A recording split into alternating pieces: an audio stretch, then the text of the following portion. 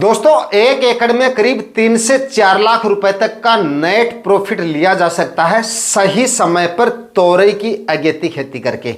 अगर आप सही समय पर इसकी बुआई कर लेते हैं और लगाने का तरीका एकदम अगर आपका सही है और अच्छी और हाइब्रिड वैरायटियों का सिलेक्शन करते हैं, अगर वैरायटियों का सिलेक्शन अगर आपका अच्छा होगा तो फल की क्वालिटी काफ़ी जोरदार होगी। और तोरई के मंडी भाव सबसे ज़्यादा डिपेंड करते हैं आपकी वैरायटियों पे। तो अगर अच्छी और हाइब्रिड वैरायटियों का अगर आप सिलेक्शन करेंगे सही तरीके से और सही समय पे तोरई की बुआई कर देते हैं तो ये फसल लाखों का प्रॉफिट सिर्फ एक सीजन में आपको देके जा सकती है। भले ही आप इसको किसी भी सीजन में लगा लीजिए, वैसे तो हर समय पे मंडियों में इसकी डिमांड अच्छी खासी देखी जाती है, लेकिन 2 सीजन ऐसी हैं जिनमें अगर आप इसकी बुआई कर लेते हैं तो ये आपको साल भर के सबसे ज्यादा मंडी भाव देके जा सकती है।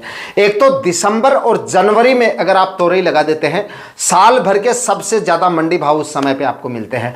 दूसरा, अगर आप जून और जुलाई में इसको लगा देते हैं तो सबसे ज्यादा मंडी भाव आने वाले सीजन में आपको करीब, आप ये मानिए कि बरसात के सीजन में जून जुलाई में आप इसकी बुआई कर लेते हैं तो करीब आप ये मानिए 50 से 60 रुपए तक के मंडी भाव आसानी से इससे आपको मिल जाते हैं और उत्पादन भी इससे काफी जबरदस्त मिल जाता है।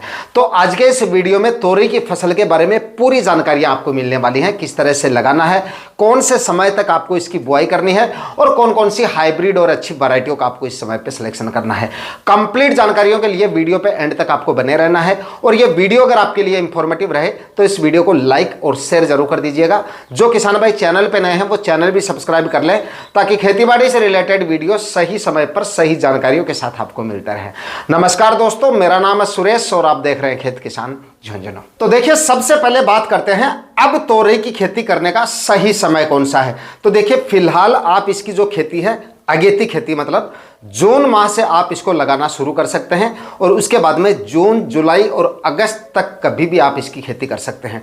लेकिन अगर आप इसकी सबसे अगेती खेती करना चाहते हैं तो इसकी बुआई आपको जून माह में करनी चाहिए और जून में 15 जून के बाद में आपको लगाना स्टार्ट करना है, क्योंकि पहले टेम्परेचर काफ़ी ज़्यादा रहते हैं, इस वजह से अच्छे से सर्वाइव नहीं कर पाएगी और अच्छा उत्पादन इससे आपको नहीं मिल पाएगा अगर आप जल्दी बुआई करते हैं इसकी। तो 15 जून से लेकर और जून के अंतिम सप्ताह तक अगर आप इसकी बुआई कर देते हैं तो आपकी फसल सबसे अगेती रहती है और इसके सबसे ज़्यादा मंडी भाव आपको आने वाले सीजन में मिल जाते हैं। उसके बाद में जुलाई माह में भी अगर आप इसकी बुआई करते हैं तो भी आपकी फसल अगेती रहती है और तब भी इससे अच्छे खासे मंडी भाव लिए जा सकते हैं। बाद में अगस्त माह तक आप जो है इसको लगा सकते हैं अगर आप थोड़ी पछेती इसको लगाना चाहें। तो ये तो हो गई इसके सही समय की बात। अब बात कर लेते हैं कि लगाने का तरीका कौन सा है। तो लगाने से पहले देखिए, गर्मियों में एक गहरी जुताई आप कर लें। जो भी सब्जियां आप लगा रहे हैं गर्मियों में बरसात के लिए, उनके लिए गर्मियों में एक गहरी जुताई करना काफ़ी ज़्यादा ज़रूरी है और कोई ऐसे प्लॉट का चुनाव करना भी काफ़ी ज़्यादा ज़रूरी है जहाँ पे जल भराव जैसी समस्याएं ना हो, क्योंकि बाद में बारिश वगैरह होंगी और सब्जियों में अगर आप कोई ऐसे प्लॉट का चुनाव कर लेते हैं जहाँ पे ज़्यादा बारिश होने की वजह से जल भराव जैसी समस्या आती हैं या जल निकासी की उचित व्यवस्थाएं नहीं होती हैं तो आपकी फसलों में काफ़ी ज़्यादा रोग बीमारियां देखने को मिल सकती हैं और उत्पादन आपका काफ़ी ज़्यादा प्रभावित हो सकता है। तो कोई ऐसे प्लॉट का चुनाव करें जहाँ पे जल भराव जैसी समस्या ना हो और जल निकासी की उचित व्यवस्थाएं होनी चाहिए, चाहे आप किसी भी प्रकार की सब्जियां लगाएं। और एक गहरी जुताई, डीपली प्लोविंग करें और ज़मीन को 10 से 15, 20, 25 दिन के लिए, जितना आपको समय मिलता है उतने दिनों के लिए खाली छोड़ दें। दूसरा सबसे बड़ी बात इसके लिए यह है कि सड़ी हुई गोबर की खाद इसमें जरूर डालनी पड़ेगी अच्छा उत्पादन लेने के लिए। करीब 4, 5, 6 ट्राली सड़ी हुई गोबर की खाद डालें, बराबर मात्रा में अपने खेत में बिखेर दें। और ये खाद उर्वरक आपको अब नहीं डालनी है गर्मियों में। काफ़ी किसान भाई अभी जो है खाद वगैरह जो गहरी जुताई करते हैं उसी समय पे, मतलब मई जून माह में डाल देते हैं, मतलब कि अप्रैल मई माह में डाल देते हैं तो टेम्परेचर काफ़ी ज़्यादा रहते हैं, आपकी खाद का अच्छा रिजल्ट आपको नहीं मिल पाएगा। खाद मतलब क्योंकि सूखे में खाद पड़ी रहेगी तो मतलब मॉइस्चर उसके अंदर बिल्कुल भी नहीं रहता है और वो सूख जाती है एक तरह से, तो अच्छे रिजल्ट आपको नहीं मिल पाते हैं। तो जब आप बुआई कर रहे होते हैं, मानसून की बारिश कहीं कहीं पे होनी शुरू हो जाए और टेम्परेचर, मतलब सूखी हवाएं, जो लू वगैरह चलती हैं वो हवाएं चलनी बंद हो जाए और नमी वाली हवाएं आनी शुरू हो जाए, मतलब लू का प्रकोप जब हटना शुरू हो जाए, उसके बाद आपको गोबर की खाद डालनी चाहिए। और गोबर की खाद जब डाल रहे हैं उस समय पे हल्का सा पलेवा कर दें। अगर हल्की सी बारिश हो गई है तो अच्छी बात है, वरना हल्का सा पलेवा करें, उसके बाद में गोबर की खाद डालें, उसके बाद में रोटावेट करके अपनी ज़मीन को या हैरो वगैरह से खाद को जो अच्छी तरह से ज़मीन के अंदर मिक्स कर दें। इससे आपकी खाद के रिजल्ट भी अच्छे मिलेंगे, खाद आपकी ख़राब भी नहीं होगी। और खाद के जो रोटावेट करेंगे जिस समय पे ज़मीन को, तो खाद और मिट्टी की जो डलियाँ हैं, जो सूखे में आपने कल्टीवेशन किया था उसकी वजह से वो मिट्टी के टीले निकल आए थे, वो भी बारीक हो जाएंगे और ज़मीन आपकी मतलब अच्छे से तैयार हो जाएगी। जल भराव जैसी समस्याओं को कम करने के लिए, मान लीजिए आपने ऐसे प्लॉट का चुनाव भी कर लिया जहाँ पे जल भराव जैसी समस्याएं नहीं आती हैं, फिर भी हैवी रेन होने की वजह से कई बार काफ़ी ज़्यादा बारिश होती है, तो प्लाट में जो है जल भराव जैसी समस्याएं आते हैं, उनकी रोकथाम के लिए भी ज़मीन को अगर आप अच्छे से कल्टीवेट करेंगे, 2-3 बार ज़मीन का कल्टीवेशन करेंगे और एक डीपली प्लोविंग कर देंगे, तो ज़मीन में जल धारण की क्षमता जो है वो बढ़ जाती है और इस तरह की समस्याएं बाद में आपको कम से कम फेस करनी पड़ती हैं। और उसके बाद में 2-3 बार ज़मीन का कल्टीवेशन करें। उसके बाद में बारी आती है भाई रासायनिक खाद उर्वरकों की। रासायनिक खाद उर्वरकों में या तो आप डीएपी खाद ले लीजिए, करीब 50 से 60 केजी 1 एकड़ के हिसाब से। डीएपी नहीं मिलती है तो टीएसपी खाद ले सकते हैं 50 केजी 1 एकड़ के हिसाब से। उसके बाद में 25 से 30 केजी म्यूरेट ऑफ पोटाश और 25 केजी यूरिया खाद आखिरी कल्टीवेशन से पहले डाल के फिर से ज़मीन का एक बार और कल्टीवेशन करके मिट्टी को एकदम भुरभुरा बना ले। मिट्टी के अंदर ज़्यादा नमी, मतलब ज़्यादा गीली मिट्टी नहीं होनी चाहिए, हल्की मॉइस्चर रहनी चाहिए। उसके बाद में बारी आती है बेड प्रिपरेशन की। बेड बनाने हैं भाई आपको 6-6 फीट की दूरी पे, 6-6 फीट की दूरी पे बेड बनाइएगा और 1 से 1.5 फीट की दूरी पे बीजों की आपको बुआई करनी है। प्लास्टिक मल्च का होना काफ़ी ज़्यादा ज़रूरी है। बरसात में वैसे तो आप किसी भी तरह की सब्जियां लगाते हैं उनमें प्लास्टिक मल्च का होना काफ़ी ज़्यादा ज़रूरी है, लेकिन खास करके तोरई की फसल आप लगा रहे हैं तो खरपतवार भी बाद में जाके आपको परेशान नहीं करेंगे और उत्पादन भी आपको बेहतर मिलेगा। तो करीब 20-21 माइक्रोन की जो प्लास्टिक मल्च है वो लगा लीजिए। उसके बाद में आपको बीजों की बुआई करनी है। दोस्तों, बरसात के सीजन में अगर आप तोरई की खेती करते हैं तो इस समय पे आप तोरई की खेती सिंपल और साधारण विधि से नहीं कर सकते, यानी कि लगाने का खर्चा जो है आपका वो थोड़ा सा इस समय पे बढ़ने वाला है, क्योंकि ज़मीन पे हम बेलों को इस समय पे इस सीज़न में नहीं रख सकते। इसलिए आपको इस समय पे इसकी खेती तारबास बंधाई के द्वारा करनी पड़ेगी। मतलब मंडप जो मचान होता है वो आपको तैयार करना पड़ेगा, मतलब बेलों को ऊपर आपको चढ़ाना पड़ेगा। क्योंकि इस समय पे क्या होता है, नए किसान भाई अक्सर जो है कमेंट करके पूछते भी रहते हैं इसके बारे में। जो खेती हम इसकी नवंबर, दिसंबर या फिर जनवरी, फरवरी में करते हैं, मतलब उस समय पे बारिश वगैरह नहीं होती है, तो उस समय तो इसकी बेलों को हम ज़मीन पे रख सकते हैं और ज़मीन पे ही रखना चाहिए उस सीज़न में। लेकिन बरसात के सीज़न में अगर हम इसकी खेती कर रहे हैं तो भाई आने वाले सीज़न में चाहे आप इसको मई में लगा लीजिए, चाहे आप इसको जून में लगा लीजिए, चाहे आप इसको जुलाई अगस्त में लगा लीजिए, बाद में बारिश वगैरह होती रहती है, मॉइस्चर भी हवा में काफ़ी ज़्यादा रहता है। इस वजह से पानी और मॉइस्चर की वजह से इसकी बेलों में सड़न वगैरह की समस्या आ जाती है और फलों की क्वालिटी भी काफ़ी ज़्यादा प्रभावित हो जाती है। क्योंकि बरसात के सीज़न में फसलों के मौसम अनुकूल होने की वजह से फसलों की ग्रोथ काफ़ी अच्छे से रहती है और बेलों की बढ़वार काफ़ी ज़्यादा हो जाती है, और हवा और प्रकाश ठीक से उसमें पास नहीं होने की वजह से और दूसरा मॉइस्चर काफ़ी ज़्यादा होने की वजह से और ऊपर से बरसात वगैरह होती है तो बेलों में सड़न वगैरह की समस्या काफ़ी ज़्यादा आ जाती है। तो फसलों में रोग बीमारियां कम से कम रहें और फलों की क्वालिटी भी आपको काफ़ी अच्छी मिले बरसात के दौरान।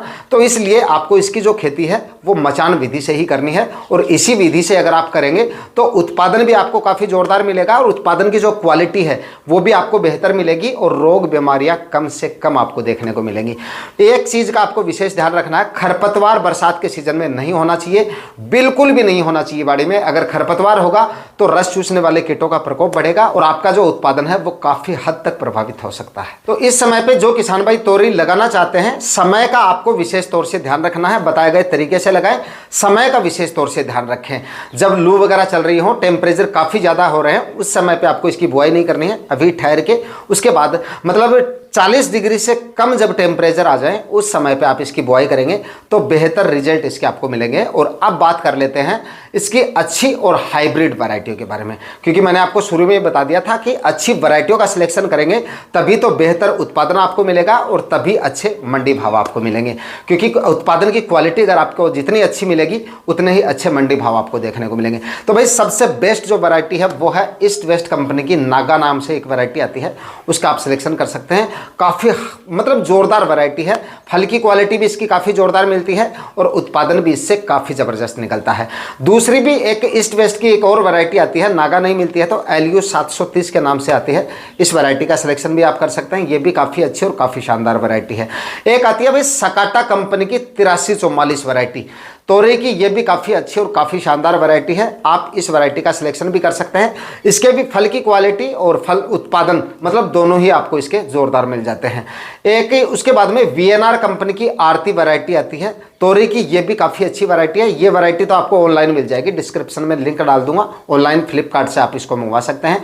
ये वैरायटी भी काफ़ी अच्छी है, इसका भी उत्पादन और फल की क्वालिटी दोनों आपको शानदार मिल जाते हैं। इसके बाद में एक वैरायटी आपकी क्लाउज कंपनी की विनायक के नाम से आती है। इसके भी फल की क्वालिटी काफ़ी जोरदार मिलती है और उत्पादन भी इसका काफ़ी ज़बरदस्त मिल जाता है, तो आप इस वैरायटी का सिलेक्शन भी कर सकते हैं। कहने का मतलब है यहाँ पे मैंने आपको 4-5 वैरायटियाँ बताई हैं, ये सारी वैरायटियाँ ऐसी हैं जिनसे फल की क्वालिटी और उत्पादन दोनों ही जोरदार मिल जाता है। इसलिए जो भी वैरायटियां आपके एरिया में चलती हैं या जो वैरायटियां आपको मिलती हैं उन वैरायटियों का आप इस समय पे सिलेक्शन करके अच्छा उत्पादन और अच्छा मुनाफा तोरई की फसल से ले सकते हैं। अब वीडियो के शुरू में मैंने आपको कहा था कि 1 एकड़ में तोरई की अगेती खेती करके करीब 3 से 4 लाख रुपए तक का प्रॉफिट आप ले सकते हैं।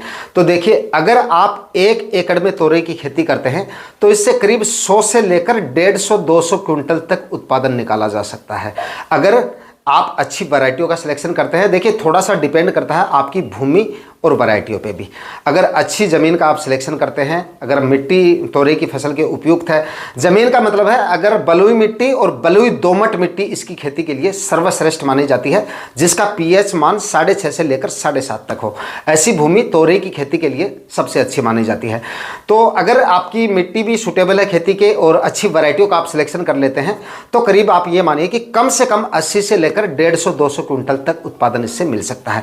40 से 50 रुपए के मंडी भाव भी तोरई के आपको मिल जाते हैं पूरी सीजन में, तो इतना प्रॉफिट आप आराम से निकाल सकते हैं अगर आप इसकी अगेती खेती करते हैं। अगेती खेती करेंगे तो मंडी भाव सबसे ज़्यादा आपको मिल सकते हैं। बाकी एवरेज मंडी भावों की बात करें, अगर आप पछेती खेती भी करते हैं या सीजन में भी अगर आप इसको लगाते हैं तब भी 25 से 30 रुपए तक के एवरेज मंडी भाव तोरई के मिल सकते हैं किसान भाइयों को।